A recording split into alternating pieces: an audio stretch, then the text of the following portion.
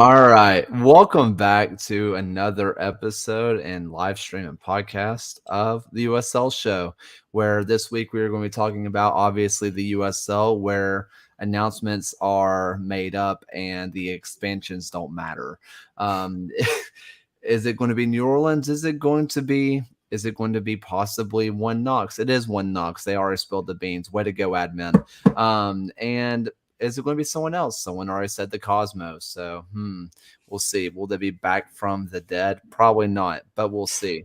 But let's just go ahead, just go drop it down to the person to my bottom right corner, team that we talked about a month ago that's already back from the dead.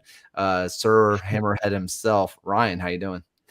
I'm doing well. I'm happy to have my Hammerheads already back in the league and announced there was a very good article in our local paper today talking about the four things that to look out for with this team. And in the cover photo, it still showed a photo of myself and my dad and the rest of the Port City firm from a match that I could visually remember going to, which was really cool to know that somewhere in the archives, there's the history of the Wilmington Hammerheads there. And I intend to tell that story one day. And then to the person to his up, a person who's wearing nice glasses. First time I've seen him wearing glasses. And is it any surprise that the man leaves and suddenly New Orleans is getting a footy? Who knows? Alan, welcome back from Louisiana. How you doing? Great. It's nice to be back in a place where that doesn't make you sweat all over the place and then like sweat some more. I had a good time in New Orleans. I think if a footy team finds its way there, there's a very diverse group of people who would make that a pretty attractive place. And not just because of Bourbon Street, but because of all the other delicious food and beverages I had not on Bourbon Street this past week. So I'm glad to be back. Yeah, thanks. As a person who supported a team that played New Orleans years ago, it's awesome. They're a great time. And the person directly below me, who decided to leave us because he had to be a super dad. How dare he? Gio rocking the wonderful new training top with a brand new Greenville kit coming out very recently. Gio, man, how you doing?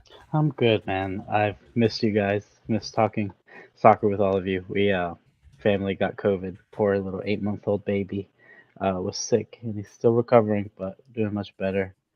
Back to work this week. Back to normal. I missed my, I think, fourth ever Greenville Triumph home game this past weekend, and it killed me. But baby fell asleep in my arms while we watched them get a win against Fuego. So it's a Hey, good. We're getting better and getting wins still. So I'm in a good mood. I'm happy to be back.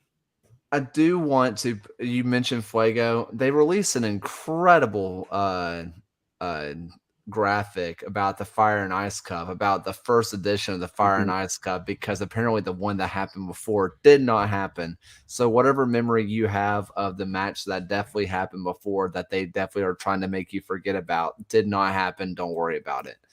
Um, obviously we'll probably mention the New Orleans and One Knox. Thank you, admin, for releasing that too early. But I want to go ahead and jump over to W League because the playoffs are set. And we should jump over to Greenville, South Carolina first, where we have a Greenville team taking on a really good Long Island Rough Riders team. So that's going to be at Legacy early. Are you early college? Are you going to be there, Gio? I will be there. I'm taking my daughter to her first game in a while. She hasn't doesn't have the same interest in soccer as I do, but she's excited to go see the girls play. And it's Good. exciting for me. I was explaining to her how, as a kid, I played against some Long Island Rough Rider youth teams and some kids who played with the Rough Riders, the men's team back in the day. And I played in their stadium and practiced right outside as a kid. Then I moved to Greenville, and now Greenville is my team. So it's a interesting way. Both my hometowns, as I would call Greenville now, because I've lived here longer than I lived on Long Island this year now. So it'll be fun. Rough Riders look good. They won 18-0 recently, so they can score some goals. Um, but Greenville still has looked good, even though we've had a couple losses recently. And I know we lost a few players going back to college, which hurts. But I still think we got a squad to make a run. I think that's going to be something we're going to see a lot across the board is people, teams losing players to college. I know that's happening across a lot of different leagues right now because that's how summer leagues work. Those training camps are starting back again soon. Another matchup that's really, really interesting here is we have FC Miami City versus Tormenta, which we'd be remiss if we didn't mention Carter Payne with Tormenta. He was a player down with their Tormenta 2 side down in League 2. We've been posting on our Twitter of the Albus Foundation where they created the Carter Payne Fund. He tragically lost his life this week, and so we're going to be posting the crap out of it. We highly suggest you doing the same, taking the time. If you have the money, I know money's scarce right now, but if you have the money, please. If not, share it around. If you're listening to this in podcast form, it'll be the very first link in this description. So check that out. But going back to this match of Tormenta, who I guess it just seems like they always seem to be doing things right. They're always around the playoffs, but this is a FC Miami City team who was one of the 3 teams coming to the playoffs undefeated. This is a really interesting matchup between these 2 clubs. And then the one that I think we'll save it for last. So we also have Morris versus McLean, which I don't know if you guys have had a chance to watch McLean lately, but they are good, like really good squad.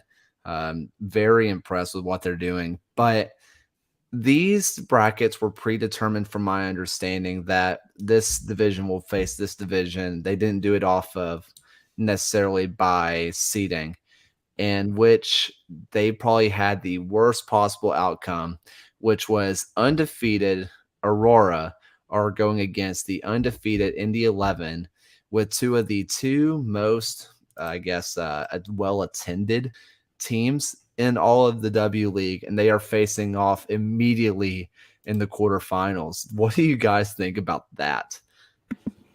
I mean, if they go to PKs, then both teams can still remain technically undefeated. So that's what I'm kind of hoping for is a kind of a 2 teams going toe to toe and playing the full 90, and they have extra time in W League playoffs. I'm not sure.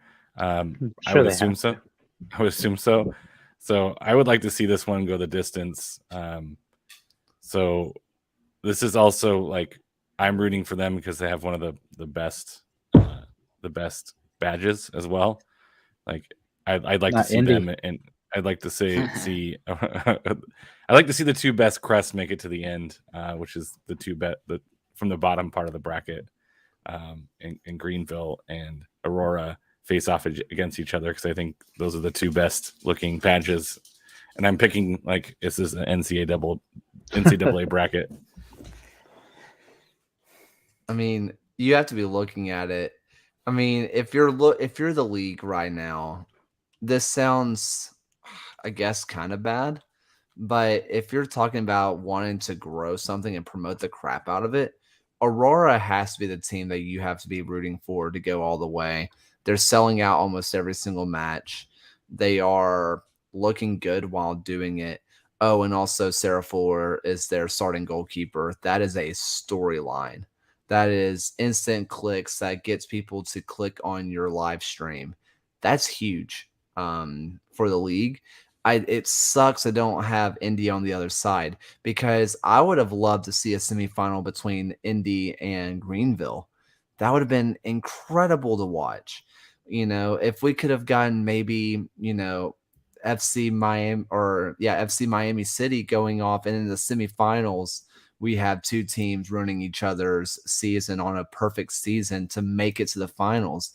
That's incredible. That's incredible storylines. I think it'd be hard, and I understand why they did it by regions.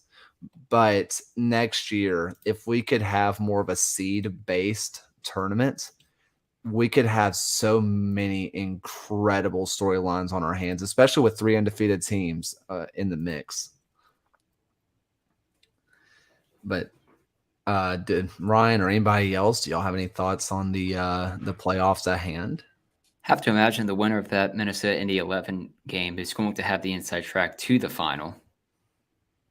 Yeah, I mean, it's hard not to. I agree with that. I mean, our good friend John has been covering this Indy team with his tactics and whatnot. Who, he has his big job, his big boy job now. So congrats to John. Yeah, it's hard to imagine that whoever wins that match is not basically securing a place in the playoffs. But that said, Morris and McLean. Morris Elite's an incredible team as well. I've had the chance to watch them a few times. McLean's also very fun to watch, but this Indy 11 team and Aurora team just seem to be a step above the rest. But I think that's going to be about it for the playoffs. We have a lot of stuff to talk about with League Two, but I don't think that's quite wrapped up yet, and we don't have the full playoff picture yet. So we're going to wait until we fully have that before we fully dive into that. But hey, we do have, I guess, a little bit. So just to talk about, I guess, let's go ahead and just dive into this announcement stuff. Like, is there an announcement? Is there not an announcement? Is it New Orleans? It's probably New Orleans. Let's start off with One Knox, who they've been one of the better, attended teams. They've had a ton of success recently, winning their boot trophy, which is kind of fun. They show up one year. They have a great branding. They have a great following. But you kind of have to feel a little bit for a team that's also in their area who's had more sustained success in Asheville City. Is that something that you guys, I mean, granted, this is, I guess, a pro rel conversation, whatever, but I mean, as good as One Knox has been, Asheville City has been doing it for a long time now. It's a little bit weird to not see them get the call, or maybe they declined it. I would have liked to see Asheville. I've been a fan of what they do for a long time. Even when in NPSL against Greenville FC, those were some fun games to go to. Current Greenville Triumph striker Jesus Ibarra haunts them in their dreams after some of the goals I watched him do against him. But I would have loved to see that. We have Jamie Smith on our team now that was their captain for a few years.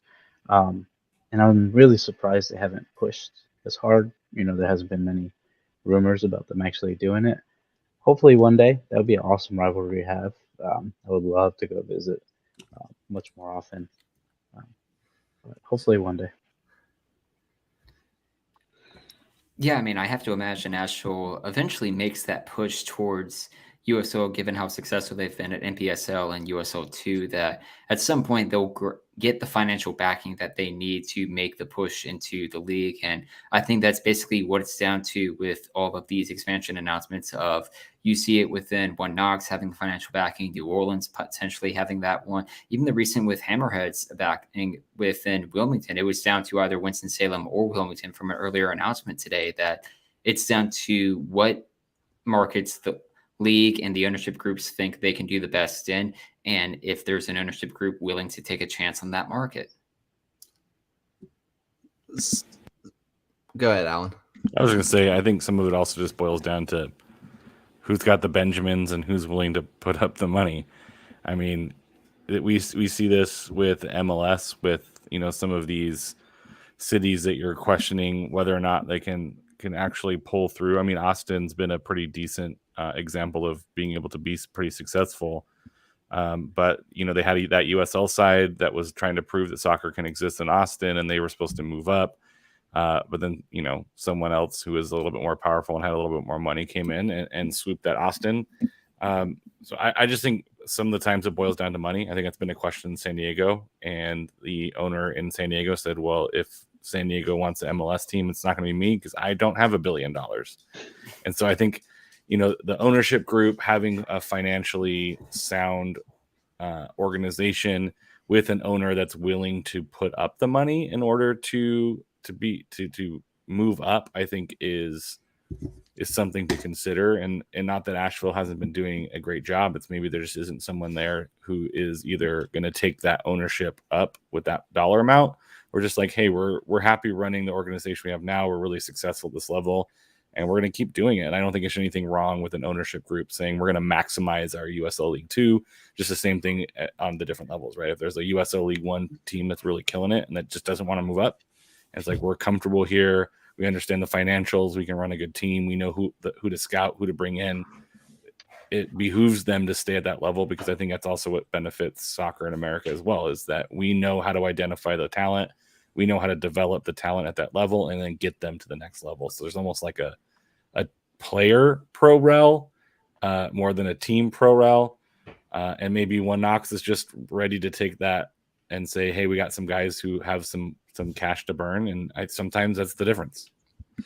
So sorry, I just got the notification. It appears that we do know who the expansion side is. It's not One Knox. There's no way. It is Santa Barbara Sky No Football way. Club. It's a new California club. They are officially joining the league in 2024. Their hashtag is #reach for the sky. That is interesting. What? Santa Barbara. Santa Barbara, California. I mean, we all knew Santa Barbara that. Sky. We all knew that League One was very, and this is something I was about to bring up because I saw John Fuller's comment of League One has been so Southeast centric that they have really focused basically on the Carolinas and the Appalachian Mountains. But Santa Barbara. I mean, now that 9:20 East Coast announcement time makes a little more sense, because it's 6:20 here. If you haven't checked, I'll put it on a tab so you can check it out. It's a pretty interesting crest. Yeah, no, it looks like Empire State Building. Do we have the ability to pull up their announcement video, Alan? Can you do some backroom work? This is interesting. I mean, this was bound to happen of getting more California teams, but this is not what I was expecting. And it's being led by the former Liverpool chief executive, Peter Moore, as well. Very interesting. It's a shocker to me. I thought we got him. No kidding. I really thought that. Then One Knox, baby, what is you doing with the maybe League ball? Maybe they're just trolling us. I'm a little bit flabbergasted. I'm not gonna lie. I was so ready to just be like, One Knox is doing the dang thing, and now it's no. They got us. Jake Edwards does it again. All right, here it is. If for people who are listening to this only, this is horrible podcasting. But if you're watching it, this is the announcement video. It says professional soccer is here in Santa Barbara, and there's like just generic people playing soccer with like an old school soccer ball. Like old school soccer ball, getting out March League One ball, 2022, alongside the Wilmington Hammerheads in 2024. And there is the crest. It does look a little Empire Statey. It has, you know, it's. Would you say clean? Stupid. It's okay. Fine. Can somebody confirm to us that this is please a statue? It has to be. It has to be a statue, right? It has to be a statue. I mean, it's probably St. Barbara. That makes sense. Might be. Yeah, that might be. Do we know now? This is an interesting crest, though, because my brain immediately goes to this is perfect branding to have a men's and a women's team. Oh, for sure. Interesting. I was so set on it being One Knox. One Knox's admin is probably just sitting there like, what was I supposed to do with this? Yeah. And I just tweet. They're in a weather delay, and I said, just make the announcement. Now it looks so dumb. I'm not deleting anything. I mean, it's nice that we're getting more California teams. It's been very East centric, and I think this is I mean, this is a good thing for USL League One, but man, they had us somehow completely thrown off the trail. I, There still needs to. Exciting though. It's good to have more California teams, but if you're sort of looking at a map of USL One, there are still a few gaps of the country that need to have teams in. Mhm. Like I looked at the map earlier today, and I was just thinking there needs to be more teams within the Midwest to have partners within Forward Madison. We need to have a return to another team in Texas, to another team in New Orleans, Mississippi, Memphis, in that region of the country. There are still gaps of the country that could benefit from having a League One team there, so it's not so much the Carolina Conference versus the Western Conference. In the press release, it does say men's and women's team, by the way. Oh, okay. So this is the interesting question then, because there was only one W League team in California. I don't think they played because they would have been flying across the country. So is this automatic W League, or are they going to be a part of the Super League? It looks like W League. Details regarding Santa Barbara Sky FC women's team will be announced in the coming months. The USLW League recently completed. So Okay. it seems like that's where they're leaning toward. It doesn't say for. Well, then for it says certain. USL Super League's inaugural kickoff, so Yeah. So I don't know. It's like it can be either. they're like, "Whoa, we don't know. Hang around and find out." As They're for going to play at Santa Barbara City College. Okay. As for the championship, apparently there's still the rumors that everybody in New Orleans has been told that New Orleans is happening. So, and that's at this point they've all been told championships. So that's going to be interesting. But we could get sucked into expansion talk all night long. Listen, we need to go ahead and jump into shockers and told you so's. Let's go ahead and start off with Alan. My week did not go super well. Aside from New Orleans, except for New Orleans. Yeah, I didn't even finish watching the end of that San Diego Loyal match. I think that was kind of my biggest shock is for third week in a row, San Diego gets a red card. This one, the most dubious of the three, and ends up getting completely destroyed by Los Dos. I think for me, that was a pretty big shock. I think, losing to Los Dos would have been one thing, but I think the way in which they did it with the scoreline was a pretty big. I don't think anyone saw that coming. I don't think I really had, and I told you so. This week, I think I was pretty humbled. I think my other big shock was, actually, I wouldn't say it's a shock. I thought the Monday, July 4th game between Switchbacks and San Diego was very entertaining and very high quality, and it was nice. That's how I started my New Orleans trip, was watching that in New Orleans with fireworks. I was like, this is fun, and then I ended it pretty much with San Diego pooping the bed. And In-N-Out for the money is the best burger deal in California, so Whataburger can go piss off. They're both subpar. And that's fine. I think Los Dos just scored again a few minutes ago. Yeah, on a terribly defended play. Yeah. See, But I mean, that's Preston Judd's going to do that to you, right? Like, he's just too good to leave your back line that open. I mean, yeah, Preston Judd is ridiculous, to be fair. I mean, him and Cal Jennings and Danny Trejo, I mean, those are guys that, LA connections, obviously, with Los Dos and, LAFC, that really are too good to be in the championship, in my opinion. But they're just kind of blocked out by, like Gareth Bale. That's a small thing standing in the way of some certain strikers. Yeah, that one's not great. What are some shockers and some told you so's, Ryan? I guess I will start with not an I told you so that I had, but someone else had an I told you so online with the Oakland Roots basically Yeah. fighting for that draw that they got against Sacramento, forcing Sacramento to score at 90+6. We had tweeted out our picks last week, and someone had responded with saying that, watch this, Oakland's about to get the ugliest draw you have ever seen. And I to be remember. Attaboy, fair, at Peter. some point they were up.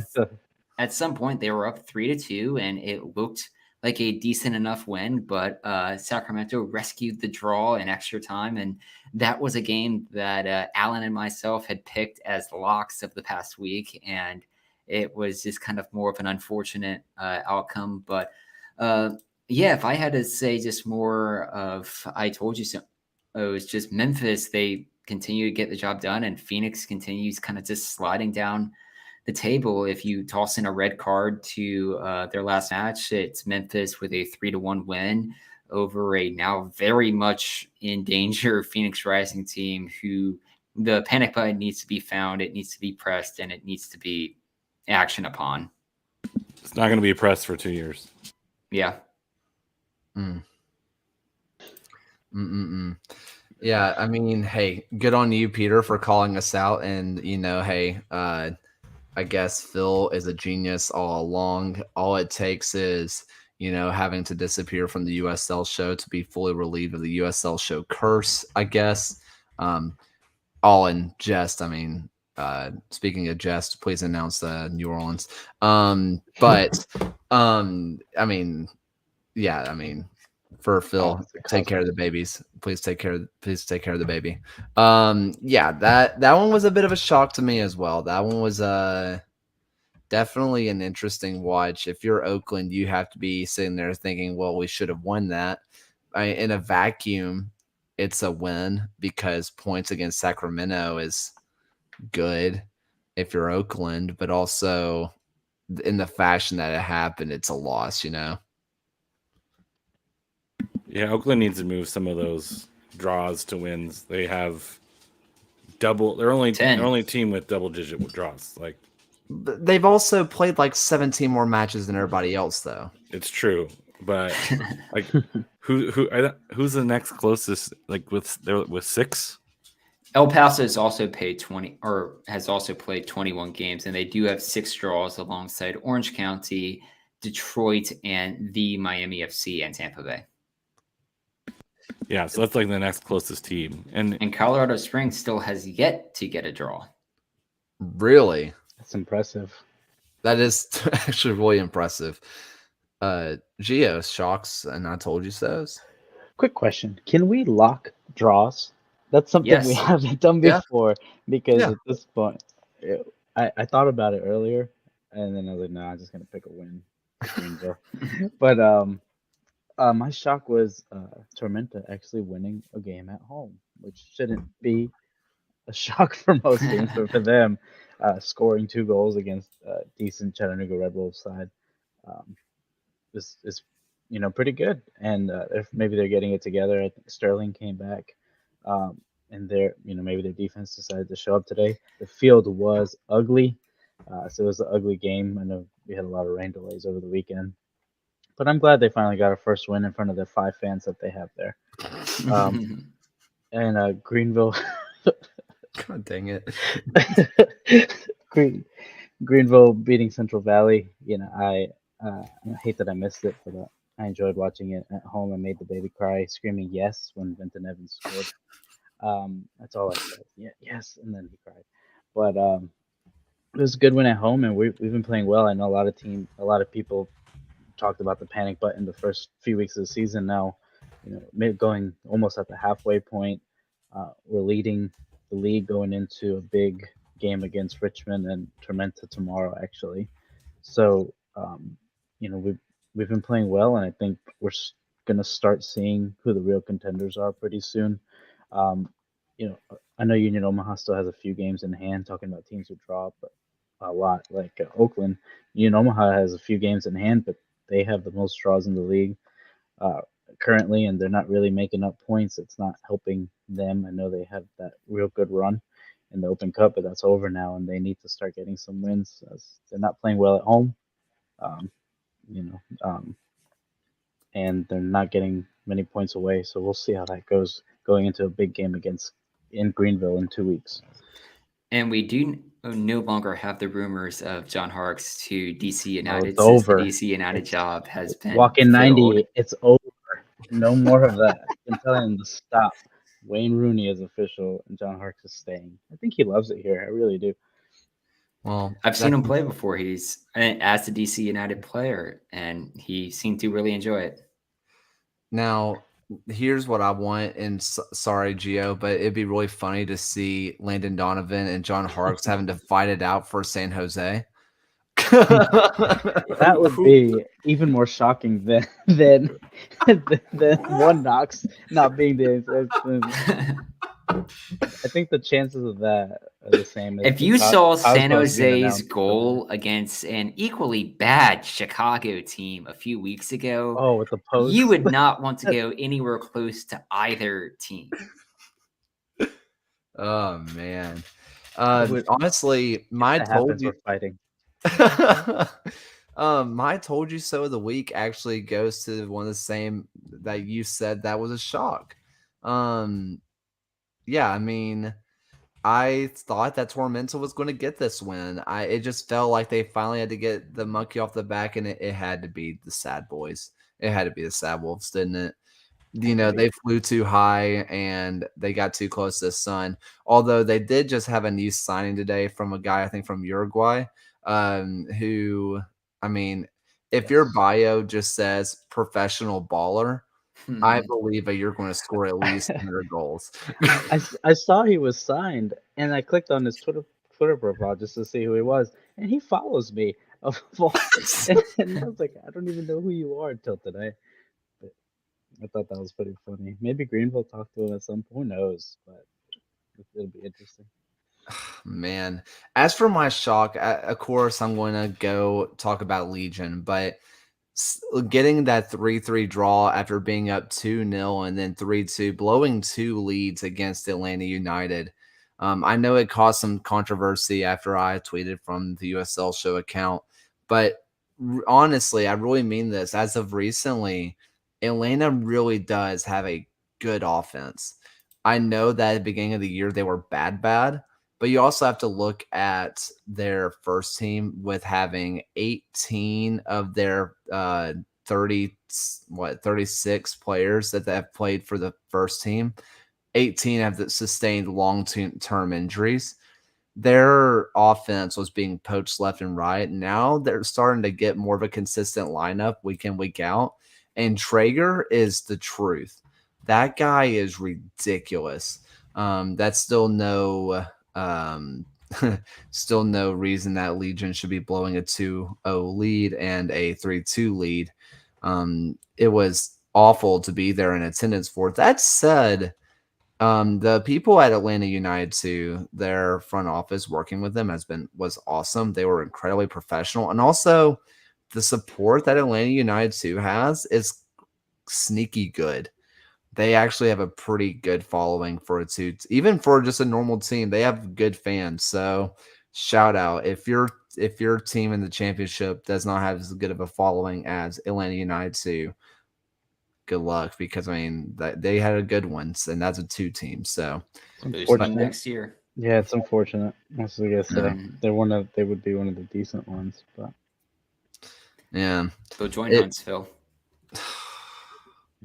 Dumb. That makes me mad. It's fine. But let's go ahead and I guess just move on a little bit, and let's go ahead and start getting into predicting some matches. We have a lot to go over. This week we added an extra League One match. We took away one of the championship matches. Frankly, not that many great championship matches this week. So we decided to go full into League One, which there's a certain League One match that I am stoked for, and we'll get to that eventually. But let's go ahead and start off with predictions, and we'll start off with Gio. And people who are watching the live stream, please put your predictions down below. Let us know what you're thinking. Switchbacks versus Los Dos. Geo. I think Los Dos got a lucky win the other day. The only way that was a penalty is if that defender had T-Rex hands. Um, so I'm gonna go with the Switchbacks win in this one. Ryan. I'm going to say I'm a little nervous about Colorado Springs. They have 4 losses in their last 5 games, and you're going up against a Switchbacks team who's the complete opposite of you with 4 wins in their last 5. I will be bold enough to say I think Colorado Springs is a better team than the Galaxy 2, and I will lock Colorado Springs to win this game, but that's a real big gamble that I'm, in retrospect, really not happy about taking here. Alan. Yeah, I think Los Dos on outside of the previous game on the road has not been particularly great. Colorado Springs has been pretty good at home. I think if this was in LA, I would feel better about Los Dos playing better, but this being in Colorado, I think this gives Colorado the edge. And then I hope they go all in on this one and they're tired for the San Diego game on Monday. So I'm picking Colorado Springs. Yeah, I'm going with Colorado Springs here, which means it's definitely a recipe for Los Dos to win. Congratulations, Preston Judd, on your double hat trick. Proud of you. Next up, we have I lost it. We have the Charleston Battery Hartford versus Hartford.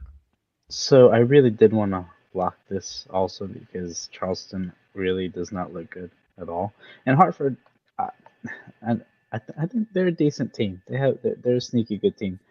So I picked Hartford to win this one fairly easily. Hartford, I didn't want to lock this one because, as we've seen with the Battery this year, they've had the occasional, they look better than they should at times result. To be fair, I do think they are one of the worst teams within the league right now. I mean, they've lost 4 in a row and have no wins in the last 5. So I feel like they can get that one weird result out of them like they had against Pittsburgh 3-0, but I just don't see it coming against Hartford this weekend, and I think Hartford Athletic get a win. To answer John's question, what is it with the Colorado Springs schedule? Colorado Springs had to postpone the match against San Diego for COVID, so this was like the opening in both of their schedules to be able to fit that game in. It is kind of a weird schedule, but that's why the next Monday game is where it is. I am also going Hartford. Hartford's at home for this one, correct? Yes. Nope, Charleston. No. Oh, it's in Charleston. Sorry. Yeah. It's not going to matter. Charleston's terrible. So, yeah, I think Hartford. Oh my goodness, this one was hard because they're both just not doing terribly great. But I'm gonna guess Hartford. I don't know why, but yeah. Stoppable force versus movable object. You know what? I'm going to push back a little bit. I genuinely think that after some of the signings that they've made with Des Moines Menace legend Corey Herzog and, other guys along the way to bolster that back line, I think if they had this team at the very beginning of the season, they could be around the playoff bubble. Will they be a playoff team? Maybe not. But I think they're a lot better than their record says they are. And I do want to say, hey, we do have an episode of Away Days on Charleston. I had a blast in Charleston. Their front office was incredible, incredibly nice to me. They were wonderful people. But legitimately, the Charleston Battery might be one of the worst championship teams I've ever watched in my life. They might be the next expansion announcement for League One. Congratulations on your movement. Santa Barbara just got announced as a promotion to championship to take their place. They're not great. So I'm taking Hartford as my lock of the week. Next up, we have a really fun matchup between Area Code FC versus Louisville City. I had a hard time with this one. I was going back and forth. I ended up just picking Louisville to win, but I think it'll be a really close game. I picked Louisville as well, but you're looking at a Memphis team who has not lost the game at home since April 30th against the Miami FC. Yeah, I mean, that was like, if you're looking at some of their wins that they had in that time, I guess you would say Detroit and Phoenix are like the most notable names from it. And I feel like that's like a really strong team to play at home. I will still back Louisville, who, as just the league leaders, and you're coming off a team who has won 4 in a row. So Louisville to win, but Memphis, I think, will give them a good game. I am choosing this one as only to test if there is really a USL curse and who is really behind it, because we all pick switchbacks and Ryan locked that one. Mm-hmm. And we all picked Louisville, and so I was like, I'm gonna lock Louisville, because if we're all gonna pick them, because Kaylor, you locked Hartford, we all picked them, and we all picked Louisville. Ooh. So I think this one is like, I'm gonna put the USL curse to the test to see who's really behind it. So I'm locking Louisville this week to see who's really behind this curse. One week we just all got to lock the same game just to see if it's real. Did we not do that against Tulsa and then they had a Did complete we? fire sale? I think that we was- all did. I think we did.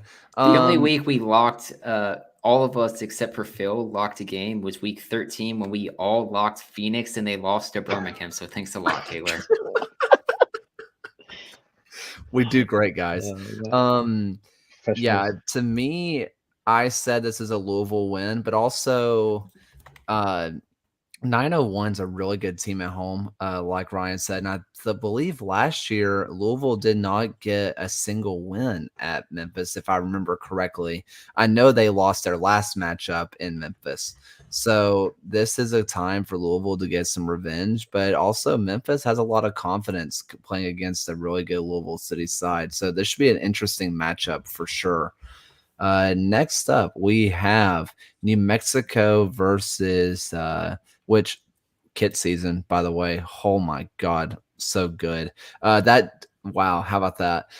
Yeah, that what an incredible kit drop that was, by the way. New Mexico always seems to nail it with their kit drops. So shout out. I'm sure the boys at kit season are going to have something on that very soon. So that's so good. But next up was New Mexico United kit seasons versus the Lily Ball Riverhounds. I picked New Mexico solely because of those beautiful kits that they came out with. Watch kit season. Next week's episode will probably feature those for sure. So next Wednesday. But I picked New Mexico to win this one. Robert, I can't afford that. I'm sorry.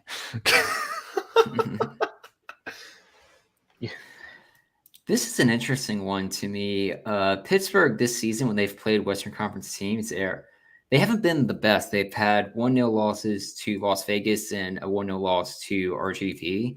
But if you're looking at a New Mexico team at home, they really haven't been all that stellar with just 3 wins. And I'm really just not too sure who to take out of this game. I feel like it's just a very difficult game to predict. So I'm just going to go with a draw on this one.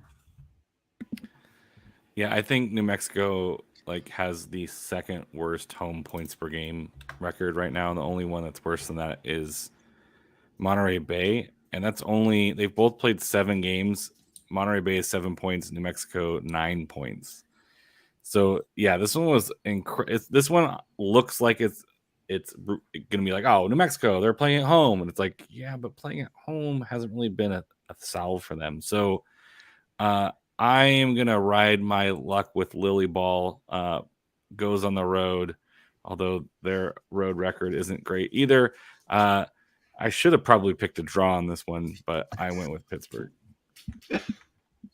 Yeah, I went with New Mexico here.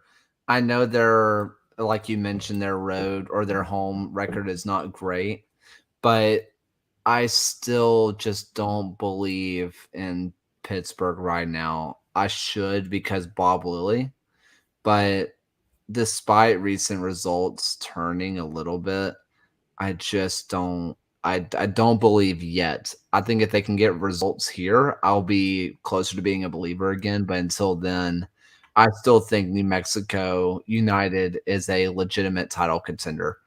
And I think that New Mexico has the advantage at home, even though the numbers say they probably don't. Next up, we have Sacramento versus Birmingham Legion. I really wanted to pick Sacramento for this one, actually. Um, Being at home, they're playing pretty well, but because I love Kaler, I picked a draw. Birmingham, I know they had a good game against Charleston, which isn't saying much, but maybe it'll give them some confidence. I know the Atlanta United two game was not the best, but they showed some good signs. Atlanta United has that one player, and you left them alone, But um, I think it'll be a draw, and the team will get a decent result away.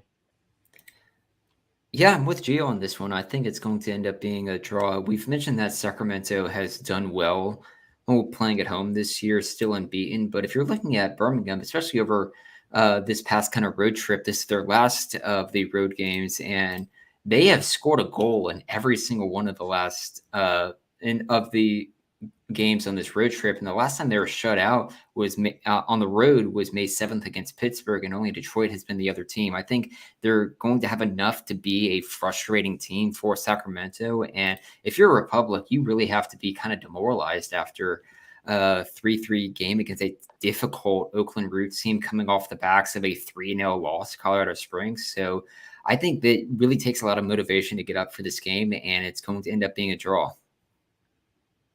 I'm going to go the opposite route of that, saying with Sacramento playing Oakland, it's one of the closer things to a derby in California, right? Oakland and Sacramento are close enough. If we consider Santa Barbara, LA, which it isn't. But I think that one is a little bit more of a rivalry game, so you got to write that one off. Particularly Sacramento coming from behind to get something out of that one.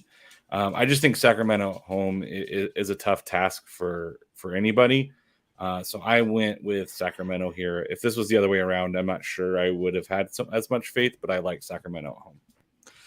This is ending the Legion road trip of 8 away matches in 9. So to me, just jet lag, exhaustion, and playing in front of a really good fan base in Sacramento and just a really good team in Sacramento, I went with Sacramento here. It's just one of those things that I think that Legion are a good side. I wouldn't be shocked by a draw here. I'll be more surprised by a Legion win here. Not because I think Legion are bad by any stretch. I just think that these are two evenly matched teams. And whenever you're going from on this much of a road trip to go finish all the way out west in front of that kind of crowd, I think that's a little bit much to overcome. So I took Sacramento here, but I'll gladly take a point. I'll be more than happy to take a point. We are going to go ahead and move on over to Rio Grande versus Vegas, which is a sneaky, fun match to watch in recent years. I don't know why, but it always has been, from what I remember. So I had a hard time picking between these two games. So I decided to play the game, and I looked at who Kaler picked, and I looked at who John picked, because I'm on your tails trying to catch up. And because one of you picked one team in a draw, instead of just going the other way and shoot, I just wanted to match one of you guys against the leader. And so I picked a draw. Or actually, no, I picked Rio Grande to win, to get a win. I really don't know how this game is going to end up. They're both, mid, just decent teams, nothing special. But RGV for the win, hopefully. I looked at it as just that RGV is just a difficult place to go in and play. I believe earlier this season they had a streak of just consecutive games where they scored a goal at home, ended by Los Dos at the start of June when they had a 1-0 loss. But RGV still with 4 wins at home this year, and you're going up against a Las Vegas Lights team with 3 wins away. I think it'll be a more frustrating game, and it just really depends on which Las Vegas Light team shows up against RGV. So I'll back RGV to win this one. And literally, which Vegas team shows up in that, like, not just like they're going to bring the same guys and we'll see how they perform. It was like, are they going to bring Trejo? Are they going to bring Cal Jennings? I went with a draw on this one just because for the same reason, like Vegas could show up with a couple guys and go in there and win. They can also like not bring anyone because RGV is like in another like country, another planet almost to get to as far as traveling, and they might just leave a bunch of guys at home. Who knows? So that's why I picked a draw. I think this one is just roll the dice. You know, Gio kind of mentioned trying to steal from the leader. It should be noted that I am the new leader after going up. Am I not? Did John overtake me? Sorry, you are the new leader. You are. You're right. Yeah, you're the captain now. After taking an early lead in week 1 and losing it to John, I was the leader for a little while too. Come on. Okay. Come Yeah, on. oh, that's right. Because for some reason we didn't understand why you kept picking all the League One stuff wrong, but all the championship stuff right. Because that one made no sense. Any sense. So the switch over in leaders, Kaylor, you had led from I think week 1 all the way to week 4. Oh, wow. Then Gio had took over from 5 through 7. John had took over from 8 through 17, and Kaylor, you took over at week 18. All that said, I picked Rio Grande here. The relegation battle has been so much fun to watch. That's more fun than the top 3. We won't have to talk about that.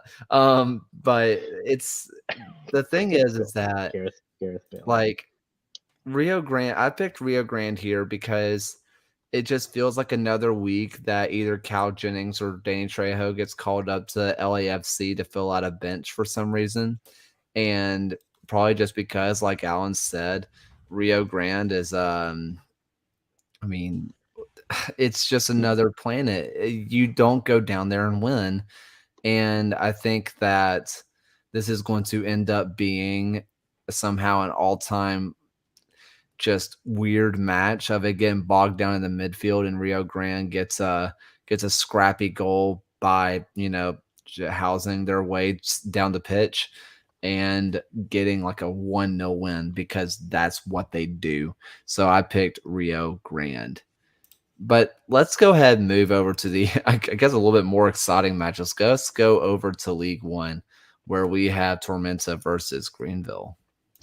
I think this is going to be a fun game. I picked Greenville as my lock this week only because Tormenta is not playing well at home. They did beat us pretty handily at home in Greenville a few weeks ago, but I think we're playing much better now. And we'll see if Tormenta can turn it around right now. But I picked Greenville to win this one, and I know earlier we talked about their player that passed away. I know Greenville is going to bring a kit for them with his name on it in honor of him. I know our sides are very close, and Tormenta, I have nothing but respect for Tormenta's team. I can't wait for their stadium to open. I was hoping to go to this game tomorrow. Unfortunately, I won't be there. I love going to Tormenta away games, but I still hope my team gets a good win over there in Statesboro. If you're just now joining the live stream, if you're in the podcast, you already heard this at the beginning, but go ahead, check out what is going to be our Twitter and also the description of this podcast to check out the Carter Payne fund to help his family out. We were able to help FC Motown earlier this year raise over $25,000 for his family. We would like to try to do some similar this week. For this family as well. So go ahead, find that. If you can't help financially, just spread the word. Let's try to raise as much money for them as possible. Ryan, what you got? I'm with Gio on this one. I'm going to back Greenville on this one. Tormenta has been interesting in the past couple of weeks. They've scored in 6 consecutive games, but it's that same Tormenta finally got over the hump and got that win at home. But I think Greenville is just the better team, and they'll get the result. I'd like to apologize to all Greenville fans because I think every time I go back to Greenville, they lose. So I would like to apologize, but I think Greenville's probably the better team here, so I went with Greenville. Sorry. I also went Greenville here. I do think that they're the better team. And Thanks, listen, guys. yeah, no one locked. Well, you locked it. I So did, yes. we'll find out. We'll quickly figure out who the curse is, I guess. This is a home game, even though the Tormenta finally got the home game monkey off the back. I do think that Greenville is just better. So I went with Greenville here. Next up, we have the Ice versus Fire Darby Cup, which has apparently only happened once randomly, even though it definitely has happened before, but no one tell Fuego's admin. Love you, Fuego admin. Who you got, Gio? If I was Fuego, I would want to forget losing 4-1 also. But I went with Colorado. I think they're a much better team. I getting to see them live. Para is a great striker, and I like what they have there. Fuego, they have some good players. I'm not really convinced. I think the only reason they did not lose 4 or 5-0 to us the other day was because we were not playing very well. Our striker was he scored a goal that was going in, and he got called off sides for kicking it in, and he got in the way of a few shots that were going on goal. It was just an unlucky day, and Ant-Man, not the Avenger Ant-Man, but the keeper Ant-Man, bailed him out several times. And it wasn't our day, but we still got a win, and they did not seem to show that much urgency to try to come and draw that game. So I don't see them doing that against Colorado either. I think Ice is going to win over Fire tomorrow, I believe. At least your striker did not pull a Valor FC. Yes, it's close, but Ryan. Does anyone else find it interesting that Northern Colorado has only been shut out once this year in 14 games? It was a 0-0 result they had against Union Omaha. Since that was on May 28th, and since then they've just scored a goal in every single game that they've played in that time. I will say they have made the move for these July games to be played in Colorado State's football stadium. And if you don't win at least more games than the Colorado State football team won in that stadium last year, it's embarrassing because Forward Madison has equaled that win total from the Rams from last season. But however, I feel like just playing in that kind of new venue from just kind of what you're not used to is going to be a interesting fixture, and it's going to be a draw from this one. And they should have named it A Song of Ice and Fire after Game of Thrones. George R.R. Martin, please finish the last book. Fair enough. I just went with the home team here, so I picked NoCo. Fair enough. I went with Fuego here. I don't know why. For everything both Gio and Ryan laid out, and even the home match of it being in northern Colorado, higher elevations and whatnot, everything tells me that Fuego should lose this match, and for that very reason, it's definitely a match that Fuego is going to win because Bijev is just going to Bijev. That's just what he does. I didn't see him play the other night. I think he started though. He was in your back pocket, brother man. He was at home. he was in John's back pocket.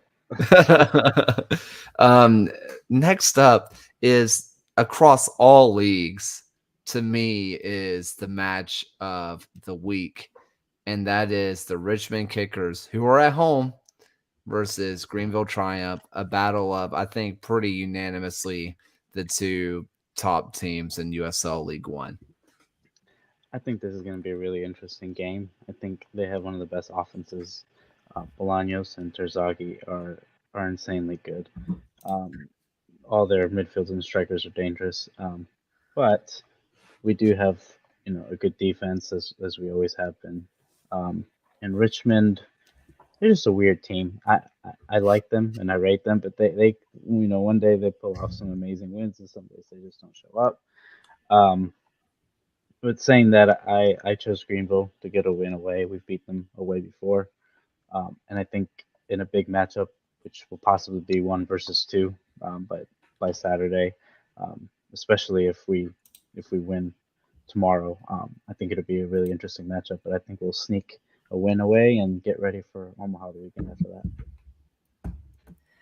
I think it's strange that it took until at least for Richmond's sake, the 16th game of their year for Richmond and Greenville to finally play each other. I know there will still be the remaining fixtures, and Richmond and Greenville do play each other on the final day of the season, which if it's not decided by then, it could very well decide the Shield and the number 1 seed for the playoffs. But I just have to look at how Richmond has done just at home this season. The last time they were shut out in a game was a loss to Forward Madison on May 7th at home. And I feel like Greenville is good, and it's going to be a fun match. So I'm picking a draw on this one. I'm going to go with the Fighting Geos and pick Greenville to win this one. I'm fully backing this week. I think they're going to have a great week, and Geo's going to be happy. And I will be happy. I will be happy that Gio's happy. I'm gonna tweet some pictures just for you, just me at home, since these are all away games, just of me to make you happy.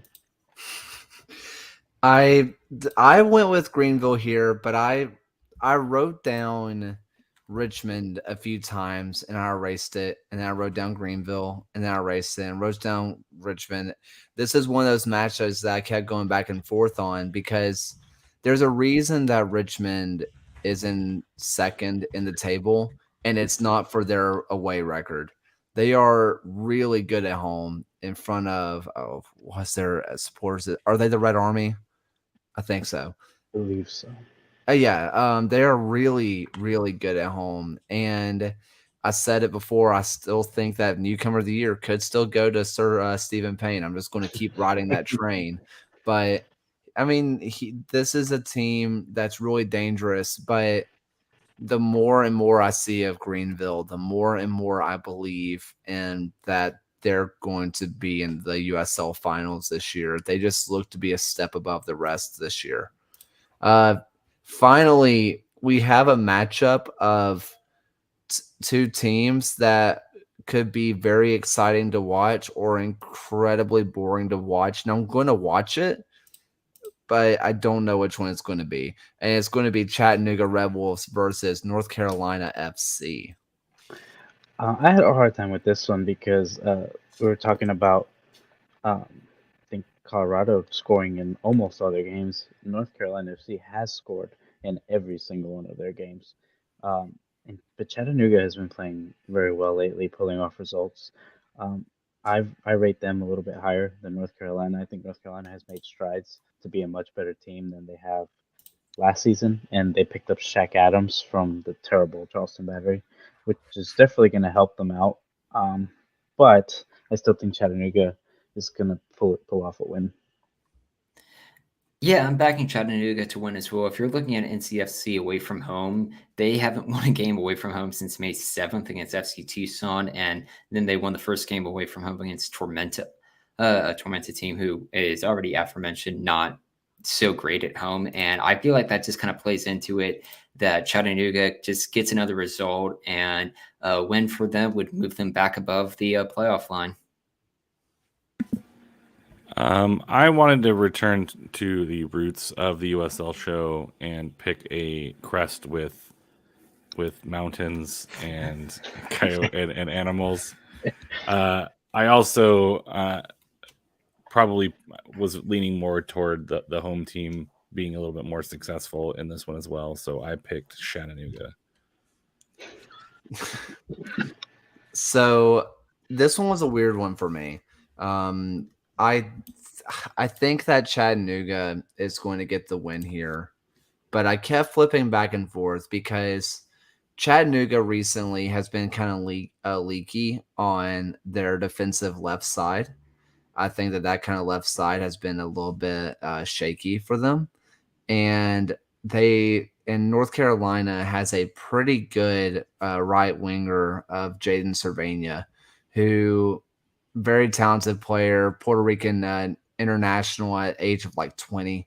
He's really, really good, really, really talented, and he seems like a kind of guy who would feast in this kind of game.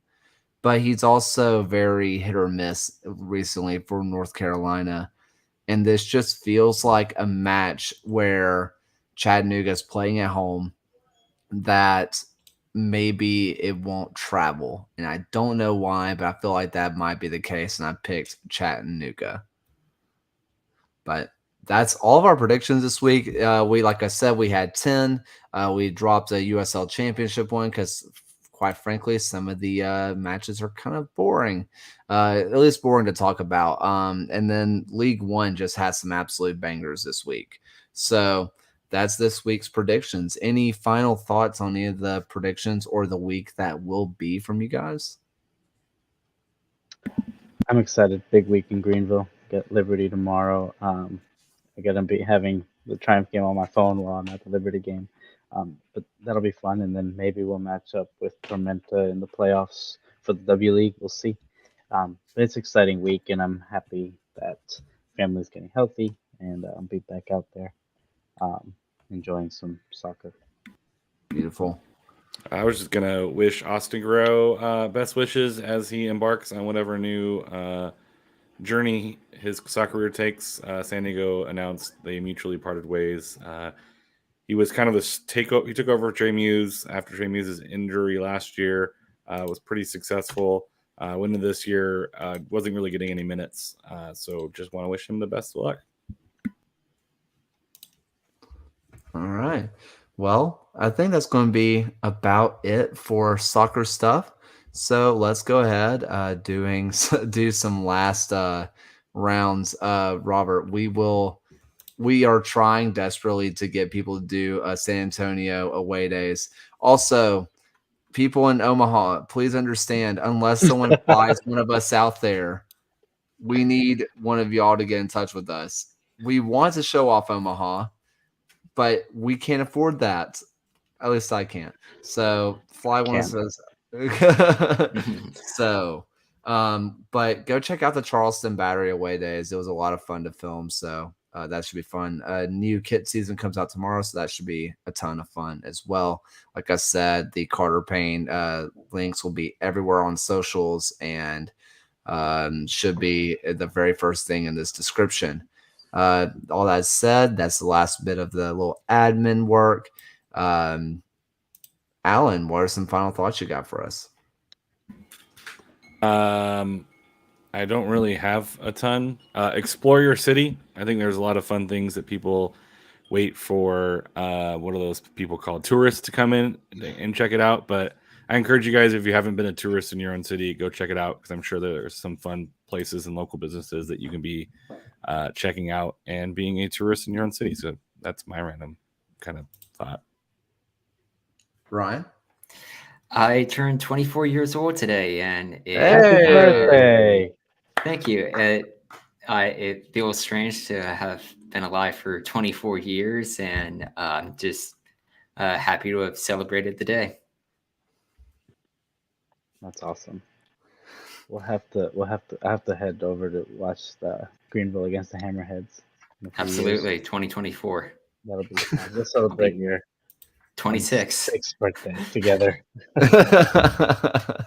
I'll be 32, but no, I'll be 33. Oh my goodness. Anyways, Carter Payne Foundation, definitely check it out and help out however you can. Keep sharing it.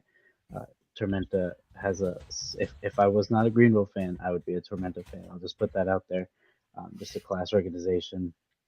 I rate them very highly. And I'm glad I'm getting better. My family's better because I have not seen Thor yet, and it's been killing me. So I'm very excited to get back out, go to the movies with some friends. Nice. Yeah, like John said, Birmingham is overrun with tourists right now with the World Games going on. So there's a lot of people in Birmingham. It's been interesting. There was a I guess, a fairly Birmingham viral tweet that went out. If a girl had ran into Dutch disc golfing or Dutch whatever, and he had asked her like, what is there to do in Birmingham on a Sunday, and she had to just kind of be like, well, it's a Sunday in the South. So that's been interesting to have people from outside the country discover Birmingham. A ton of fun. Let's see. I guess recently today I had just a moment. I've kind of talked about it a bit on Twitter just a little bit, but really just take time to take care of yourself. Especially for a lot of people who watch us or involved with content creation. It's very easy to get caught up in the numbers and get caught up in, this and that and possible feedback that you get and whatnot.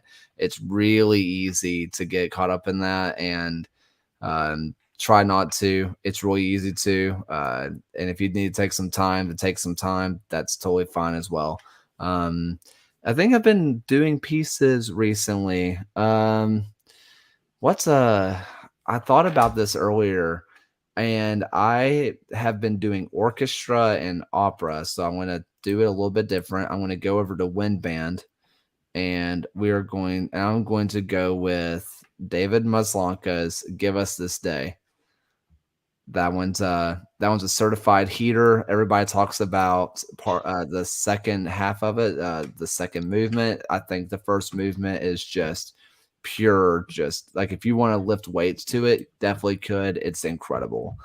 But I think that's everything. I think should be another wonderful, wonderful week of USL. Watch the W League playoffs. Watch League One, watch the championship, and somebody please go check on New Orleans, please. But for the last time tonight, guys, thank you so much for listening, and let's hear Alan's voice. Thank you for watching another episode of the USL Show. This and every episode is brought to you by the Beautiful Game Network. Find podcasts and other written work at bgn.fm. Once again, thanks for stopping by, and we'll see you guys again next week.